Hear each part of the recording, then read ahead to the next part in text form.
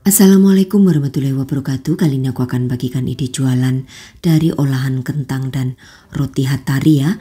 Ini tampilannya cantik, prosesnya gampang, serta bahan-bahannya pun mudah didapatkan. Namanya kue gabin kentang moza. Nah, seperti apa proses pembuatannya? Simak video sampai selesai.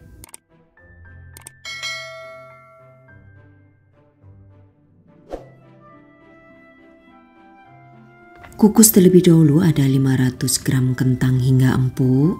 Nah, buat kalian nanti yang ingin mencari panci pengukus listrik bisa kunjungi di kolom deskripsi. Oke, kemudian setelah matang dan selagi panas, langsung saja untuk kentangnya ini akan aku haluskan.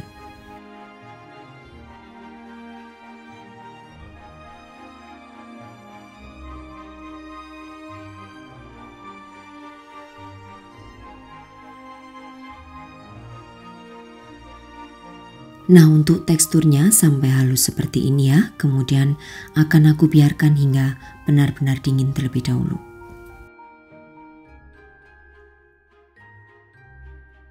Setelah dingin, kemudian akan aku tambahkan dengan setengah sendok teh garam, lalu lada bubuk secukupnya, kemudian tambahkan 4 sendok makan creamer atau whipped cream bubuk.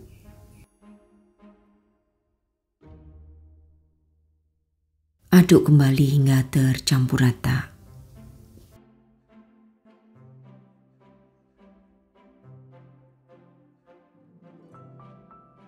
Nah, di sini juga aku siapkan 150 gram keju mozzarella yang dipotong-potong dadu. Nah, jika sudah tercampur rata, kemudian ambil adonan kurang lebih 1,5 sendok makan ya untuk adonan kentang ini.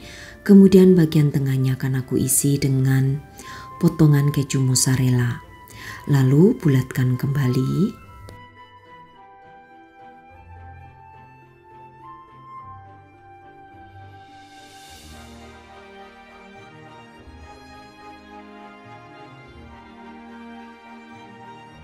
Kemudian ambil 2 keping roti hatari seperti ini. Untuk yang bagian ada gulanya di luar ya. Nah, kemudian letakkan untuk adonan kentang di bagian tengahnya seperti ini. Lalu tekan, tapi jangan terlalu kencang ya supaya roti hatarinya tidak pecah. Rapikan bagian pinggir-pinggirnya, jika masih kurang boleh ditambahkan untuk adonannya.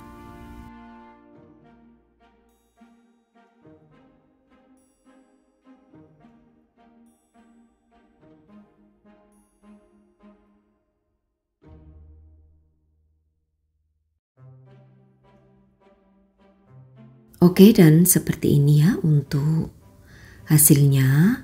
Lakukan ke semua adonan hingga selesai.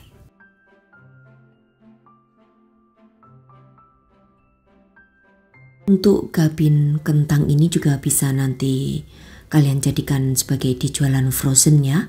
Jadi nanti ikuti aja videonya sampai selesai. Aku kasih tipsnya cara menyimpan untuk freezer atau untuk frozen food. Oke, ini akan aku lakukan semuanya hingga adonan habis ya. Jadi sekali lagi untuk roti hatarinya ini bagian manisnya berada di luar.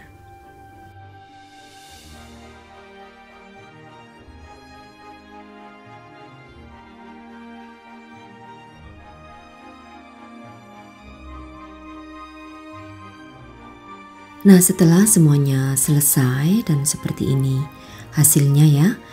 Ini kita masukkan ke dalam wadah jika mau frozen. Jadi tinggal ditutup aja, simpan di freezer. Saat mau digoreng nanti baru dikeluarkan dari freezer, biarkan suhu ruangan, lalu nanti dibaluri menggunakan putih telur. Nah, ini sebagian akan aku goreng ya.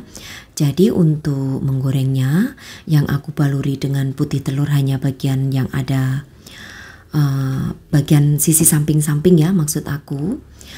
Baluri dengan putih telur seperti ini, kemudian juga baluri dengan biji-bijian putih. Nah, lakukan ya hingga semuanya adonan selesai.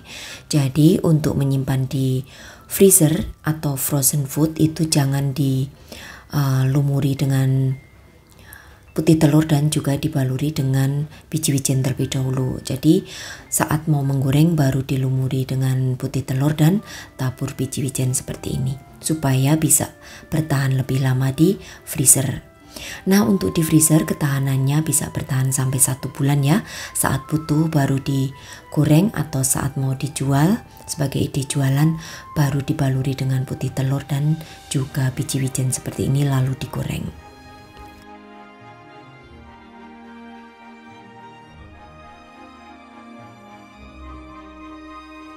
Nah, hasilnya seperti ini setelah dibaluri dengan biji wijen dan putih telur. Kemudian kita goreng ya di minyak yang banyak menggunakan api yang sedang cenderung kecil. Untuk membaliknya 1 kali saja. Goreng hingga berwarna kuning keemasan.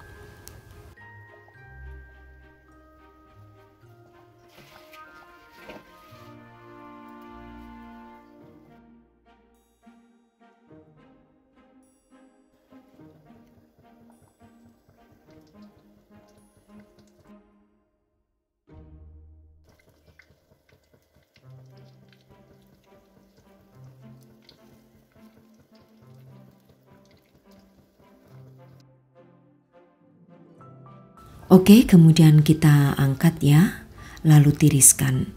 Nah, mohon maaf ya jika videonya agak sedikit berisik karena memang Jogja itu sehari penuh itu hujan. Jadi mungkin saat proses pendampingan ini agak sedikit ada suara-suara noise dari luar ya.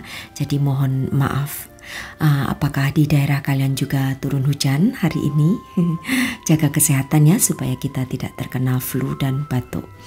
Oke, setelah digoreng dan sudah dingin, kemudian untuk mengemasnya tinggal dimasukkan ke dalam plastik OPP seperti ini. Pastikan ya sudah benar-benar dingin saat memasukkan atau mengemas ke dalam plastik supaya tidak cepat berjamur dan juga tidak cepat basi tentunya. Untuk tingkat kecrunchy-annya atau crust daripada kulit rotinya yang bagian luar itu ya, itu bisa bertahan 1 hari, tapi kalau sudah 2 hari cenderung melempem ya untuk roti hatarinya ini. Jadi buat kalian jika sudah digoreng mau crisp tinggal dihangatkan aja di microwave ataupun air fryer sebentar. Nah, untuk pengemasannya bisa dimasukkan juga ke dalam dus seperti ini saat sudah dikemas menggunakan plastik OPP. Terlihat lebih cantik dan juga lebih mewah tentunya. Di suhu ruangan untuk gabin kentang ini hanya bisa bertahan 2 hari ya, tapi kalau di freezer atau di frozen food bisa bertahan sampai 1 bulan. Nah, ini saran aku jika kalian beli saat sudah dingin sampai rumah dihangatkan ya supaya kejunya juga nanti bisa mulur. Untuk menghangatkannya kalian bisa menggunakan sekali lagi menggunakan air fryer ataupun di oven sebentar juga bisa atau bisa menggunakan microwave.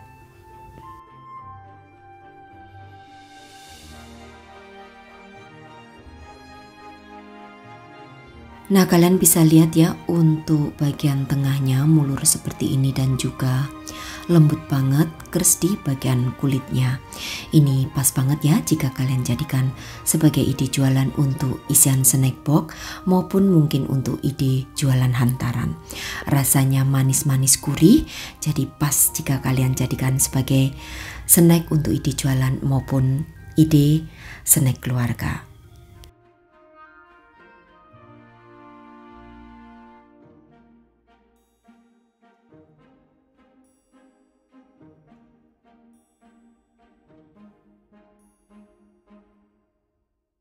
Oke, demikian tadi saja ya untuk resepku kali ini cara membuat snack untuk ide jualan atau mungkin ide snack keluarga. Selamat mencoba untuk sahabat aku semua di rumah. Terima kasih, sampai bertemu kembali di resep-resep aku yang akan datang. Wassalamualaikum warahmatullahi wabarakatuh. Bye-bye.